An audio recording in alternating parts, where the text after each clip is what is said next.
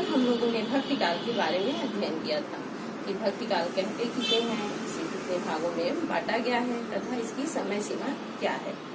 बेटा आज हम लोग रीति काल के बारे में अध्ययन करेंगे कि रीति काल का अन्य दूसरा नाम क्या है, इसकी समय सीमा क्या है, इसकी प्रमुख प्रवृत्तियाँ क्या हैं, इसके प्रमुख कवि कौन कौन से हैं तथा रीति काल की कौन कौन सी उपधाराएं हैं।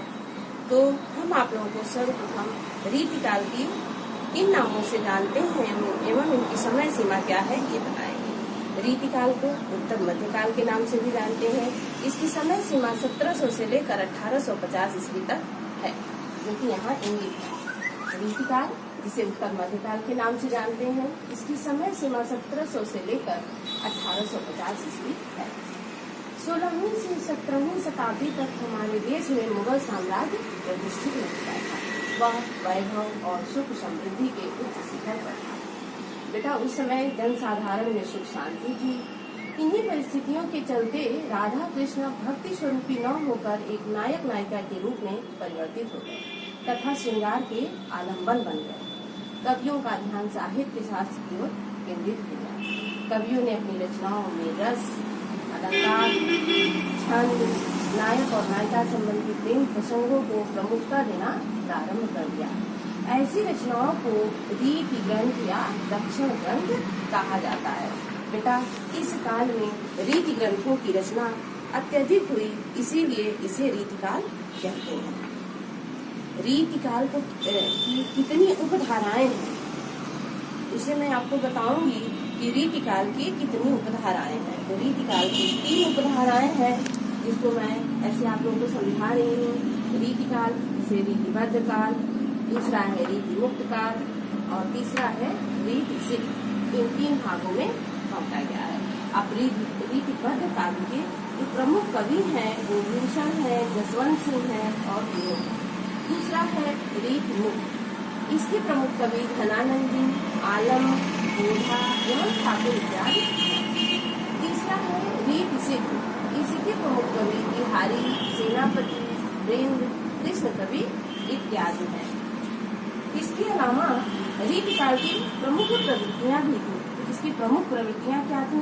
पहला है रीति निरूपण, दूसरा है श्रृंगारिकता, तीसरा है अलंकारिकता और चौथा है प्रारंभ में मंगलाचरण तथा अंत में आशीर्वचनों जैसे भक्ति की प्रवृत्तियां काव्य में मिलती हैं। पांचवा है व्यक्तिगत अनुभवों के आधार पर नीतिपरक काव्य की रचना। छठा है प्रबंधक एवं मुक्तक दोनों दृष्टि से समृद्ध, बिहारी एवं धनानंद। प्रबंधक और मुक्तक इन दोनों में अलग अलग काव्य रचनाएं की गई। अब प्रबंधक काव्य में कौन सी रचनाएं हैं तथा इसके कवि कौन हैं ये मैं आपको बताऊंगी, और मुक्तक की प्रमुख रचनाएं तथा उसके प्रमुख कवि कौन हैं। तो सर्वप्रथम हम प्रबंधक काव्य, रीति काल के प्रमुख प्रबंध काव्य, इसके प्रमुख कवि चिंतामणि जी हैं, जिनके ग्रंथ हैं रामायण और कृष्ण। उसके बाद है गोविंद सिंह जी, जिनकी प्रमुख रचना चंडी चरित्र है। फिर है मंडन जी, जिनकी प्रमुख रचना है पुरंदर माया। कुलपति मिश्र जी, इनकी रचना है द्रोण पर। श्रीधर जी, इनकी रचना है जंगनामा।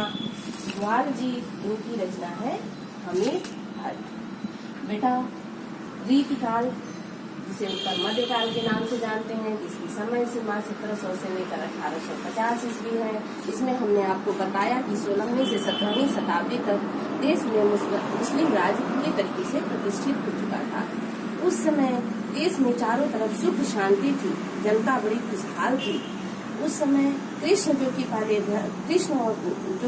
भक्त रूप में पूजे जाते थे, वह नायक नायिका के रूप में परिवर्तित हो गए। इस समय जो रचनाएं लिखी गयी वह रस, छंद, अलंकार और प्रेम प्रसंगों पे लिखी गयी। इस समय रीति ग्रंथों की रचना अत्यधिक हुई, इसलिए इसे रीति काल भी कहते हैं। इसके अलावा हमने आपको रीति काल की धाराओं के बारे में बताया है कि रीति काल की जो धाराएं हैं उन्हें कितने भागों में बांटा गया है। कितने भागों में बांटा गया है? 3 भागों में। पहला है रीतिबद्ध, दूसरा है रीति मुक्त और तीसरा है रीति सिद्ध। रीति बद्ध के प्रमुख कवि हमने आपको बताया, उसी क्रम में रीति मुक्त के प्रमुख कवियों का नाम तथा रीति सिद्ध के प्रमुख कवियों का नाम हमने आपको बताया। इसके अलावा अगला टॉपिक जो है वह है रीति काल की प्रमुख प्रवृत्तियाँ। क्या थी इस काल की प्रमुख प्रवृत्तियाँ, इसे हमने आपको बताया है। और उसके बाद आ जाता है रीति काल के प्रमुख प्रबंधक काव्य। इसमें दो है, प्रबंधक काव्य है और मुक्तक काव्य है। हमने सर्वप्रथम आपको प्रबंधक काव्य के बारे में और उनकी रचनाओं के बारे में आपको बताया है। अब हम आप लोगों को कल मुक्तक काव्य के बारे में विस्तृत अध्ययन कराएंगे। क्लास कल हम लोगों ने रीति काल के अंतर्गत प्रबंधक काव्य, उनके कवि और रचनाओं के बारे में पढ़ा। आज हम लोग प्रबंधक काव्य के अंतर्गत रीति मुक्त काव्य एवं उनके प्रमुख कवियों के बारे में अध्ययन करेंगे।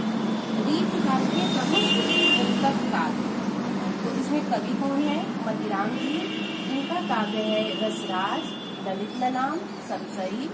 भूषण जी, जिनकी रचनाएं हैं शिवराज भूषण, शिवा पावनी, छत्रसाल शतक। बिहारी जी हैं, इनकी रचना सप्तसरी है। धनानंद जी, इनकी रचना है इष्टलता, यमुना यश, प्रीत पावस। ओधा जी, इनकी रचना है विरहवागीश, इष्टनामा इत्यादि। बच्चों, हम लोगों ने प्रबंधक काव्य एवं मुक्तक काव्य, प्रबंधक काव्य के प्रमुख कवि कौन हैं, उनकी रचनाएं क्या हैं, एवं मुक्तक काव्य के प्रमुख कवि एवं रचनाएं क्या हैं, इसके बारे में हम लोगों ने पढ़ा। अब हम आप लोगों को आधुनिक काल के बारे में बताएंगे। आधुनिक काल को किन नामों से जानते हैं, इनकी समय सीमा क्या है? तो आधुनिक काल के अनेकों नाम हैं। आधुनिक काल की जो समय सीमा है वह 1850 से लेकर के अब तक की मानी जाती है। हिंदी साहित्य के पद्य भाग के इतिहास में आधुनिक काल का निर्धारण अधिकांशतः विद्वानों द्वारा 19वीं शताब्दी माना गया है। आधुनिक काल को गद्य काल भी कहते हैं, नवीन काल भी कहते हैं या पुनर्जागरण काल आदि नामों से भी जाना जाता है। अब बच्चों, आधुनिक काल को किन किन नामों से जाना जाता है? आधुनिक काल को गद्य काल, नवीन काल, पुनर्जागरण काल इत्यादि नामों से जाना जाता है। अब आधुनिक काल का भी विभाजन है, तो आधुनिक काल का जो विभाजन है वह किन नामों से जाना जाता है? आधुनिक काल को में पुनर्जागरण काल है, जिसे भारतेंद्र युग भी कहते हैं। इसकी समय सीमा 1850 से लेकर 1900 ईस्वी तक मानी जाती है। भारतेंद्र युग को, जिसकी समय सीमा 1850 से लेकर 1900 ईस्वी तक है, इसमें भारतेंद्र हरिश्चंद्र जी को आधुनिक हिंदी साहित्य का जन्मदाता माना जाता है। हिंदी साहित्य में राष्ट्रीय भावना के दर्शन सर्वप्रथम भारतेंद्र जी की रचनाओं में मिलते हैं। यद्यपि इस युग में हिंदी गद्य की भाषा खड़ी बोली बन चुकी थी, किंतु काव्य में मुख्यतः ब्रज भाषा की भी प्रधानता थी। भारतेंद्र जी के काव्य में भारतीय अतीत का गौरव, तत्कालीन दुर्दशा पर क्षोभ भरी वेदना, भक्ति के पद, श्रृंगारी छंद, नीति, उपदेश तथा प्रकृति वर्णन आदि विद्यमान है। आधुनिक काल, जिसे भारतेंद्र युग कहते हैं, जिसकी समय सीमा 1850 से लेकर 1900 ईस्वी तक की है, इसमें जो रचनाएं लिखी जाती थी वह खड़ी बोली में लिखी जाती थी, जिसमें ब्रज भाषा का भी प्रयोग होता था। तो इसके जो प्रमुख कवि हैं वह है पंडित प्रताप नारायण मिश्र जी, अंबिका दत्त व्यास जी, राधा कृष्ण जी, बद्री नारायण चौधरी, प्रेमहंस, जगमोहन सिंह इत्यादि। अब तो पहला हमने पढ़ा पुनर्जागरण काल, जिसे भारतेंद्र युग भी कहते हैं। दूसरा है जागरण सुधार काल, जिसे द्विवेदी युग के नाम से भी हम जानते हैं। द्विवेदी युग की जो समय सीमा है वह 1900 से लेकर 1918 ईस्वी तक है। आचार्य महावीर प्रसाद द्विवेदी ने खड़ी बोली को समृद्ध और गतिशील बनाया। खड़ी बोली गद्य और पद्य दोनों विधाओं के रूप में अपनाए जाने का श्रेय द्विवेदी को जाता है। इसी कारण इस युग को द्विवेदी युग कहा जाता है। सरस्वती पत्रिका का संपादन 1903 में महावीर प्रसाद द्विवेदी द्वारा किया गया। इस युग के जो प्रतिनिधि कवि हैं वह हैं हरिऔध जी, मैथिली शरदगुप्त जी, और इस युग के जो अन्य कवि हैं वह है श्रीधर पाठक, मैथिली शरदगुप्त, अयोध्या सिंह उपाध्याय हरिऔध, लोचन इत्यादि। बच्चों, अब तक हम लोगों ने जो पढ़ा उसमें सर्वप्रथम हम लोगों ने जो भक्ति काल के बारे में पढ़ा, रीति काल के बारे में पढ़ा और आधुनिक काल के बारे में पढ़ा। आधुनिक काल का जो उप विभाजन है उसके बारे में हम लोगों ने भारतेंद्र युग और द्विवेदी युग के बारे में पढ़ा। अब आप मुझे ये बताएंगे कि भारतेंद्र युग की समय सीमा क्या है और भक्ति मार्ग की जो शाखाएं हैं वह कितने भागों में बटी हुई है, रीति काल को और कितने नामों से जाना जाता है। ये सब आप लोग अपने होमवर्क में करेंगे। Good morning class. बच्चों, अब तक हम लोगों ने हिंदी काव्य साहित्य के इतिहास के बारे में पढ़ा कि हिंदी काव्य साहित्य को कितने भागों में बांटा गया है तथा इनके और क्या क्या नाम है और उनकी उस समय की कौन कौन सी रचनाएं हैं तथा क्या समय सीमा है। बेटा, आज हम लोग काव्य में पाठ 1 कबीर के दोहे पढ़ेंगे, जिसके अंतर्गत दो साखी और पदावली है, जिसका अध्ययन आज हम लोग करेंगे। इसी के क्रम में हम लोग आज कबीर दास जी के जीवन परिचय और उनकी साहित्यिक उपलब्धियों के बारे में पढ़ेंगे। कबीर दास जी का जीवन परिचय। कबीर दास जी का जन्म सन 1398 में हुआ था। ऐसा कहा जाता है कि यह एक विधवा ब्राह्मणी के गर्भ से पैदा हुए थे, जिन्होंने लोक लाज के भय से इन्हें लहरतारा नामक तालाब पे फेंक आई। वहाँ पर नीरू और नीमा नामक एक दुलाहे दंपत्ति ने इनका पालन पोषण किया। इनकी पत्नी का नाम लोई, पुत्र का नाम कमाल एवं पुत्री का नाम कमाली था। ये एक बहुत बड़े समाज सुधारक थे। बेटा, मैं ब्लैक बोर्ड के द्वारा आप लोगों को बताना चाहूंगी इनके जीवन परिचय और साहित्यिक उपलब्धियों के बारे में। कबीर दास जी, जिनका हम लोग साखी और पदावली का अध्ययन करेंगे। कबीर दास जी का जीवन परिचय और साहित्यिक उपलब्धियां क्या क्या हैं। महान कवि एवं समाज सुधारक संत कबीर दास जी का जन्म 1398 ईस्वी में हुआ था, काशी में हुआ था। किंवदंती के अनुसार ये एक विधवा ब्राह्मणी के पुत्र थे, जिन्होंने लोक और लज्जा के भय से इन्हें काशी के लहरतारा नामक तालाब के पास छोड़ दिया। वहाँ इन्हें नीरू और नीमा नामक जुलाहे दंपत्ति ने इनका पालन पोषण किया। इनकी पत्नी का नाम लोई था, पुत्र का नाम कमाल और पुत्री का नाम कमाली था। इन्होंने अपने पालनकर्ता पिता नीरू जुलाहे के व्यवसाय को अपनाया। कबीर दास जी के गुरु का नाम रामानंद था। इनके शिष्य बनने के बाद से ही ये संत बन गए। ऐसा कहा जाता है कि काशी में मृत्यु होने से स्वर्ग मिलता है और मगहर में मरने से नरक प्राप्त होता है।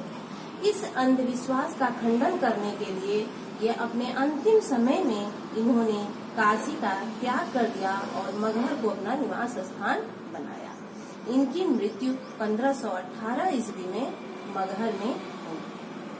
अब इनकी रचनाएं कौन कौन सी हैं? रचनाओं के बारे में हम आप लोगों को बताएंगे। कबीर दास जी अनपढ़ थे, अतः इनकी रचनाएं जो हुआ करती थी वह मौखिक ही हुआ करती थी, या लिख नहीं सकते थे। इन्होंने अपनी वाणी से जो कुछ भी कहा उसे इनके शिष्यों ने लेखनीबद्ध किया। इनके दोहों एवं पदों का संग्रह 3 भागों में विभक्त है, जो है साखी, सबद एवं रमैनी। अब साखी के अंतर्गत क्या संग्रहित है, सबद के अंतर्गत क्या संग्रहित है और रमैनी के अंतर्गत क्या संग्रहित है। सर्वप्रथम साखी के बारे में हम आप लोगों को बता रहे हैं। साखी, इसमें कबीर के अनुभव एवं अन्य ग्रंथों से संबंधित दोहों का संग्रह है। उसके बाद है सबद। इसके संग्रहित पदों में कबीर के अलौकिक प्रेम और उनकी साधना पद्धति की अभिव्यक्ति। और तीसरा है रमैनी। इसके अंतर्गत कबीर की स्तुति वर्णन एवं उपदेश वर्णन करने वाली चौपाइयां संग्रहित हैं। बीजक के अतिरिक्त इनकी जो रचनाएं हैं वह है कबीर ग्रंथावली एवं कबीर पदावली में भी संग्रहित है। अभी अभी आप लोगों ने कबीर दास जी के जीवन परिचय एवं साहित्यिक उपलब्धियों के बारे में जाना है। अब आप हमें ये बताएंगे कि कबीर दास जी का जन्म कब और कहाँ हुआ। इनकी पत्नी का क्या नाम था, इनके पुत्र और पुत्री का क्या नाम था तथा इनकी मृत्यु कहाँ और कब हुई थी। किन किंवदंतियों का, किन अंधविश्वासों का इन्होंने खंडन किया और इनकी मृत्यु कहाँ हुई। इसके अलावा इन्होंने जो रचनाएं की हैं वह किन नाम से संग्रहित है। आज के लिए बेटा इतना ही। Thank you.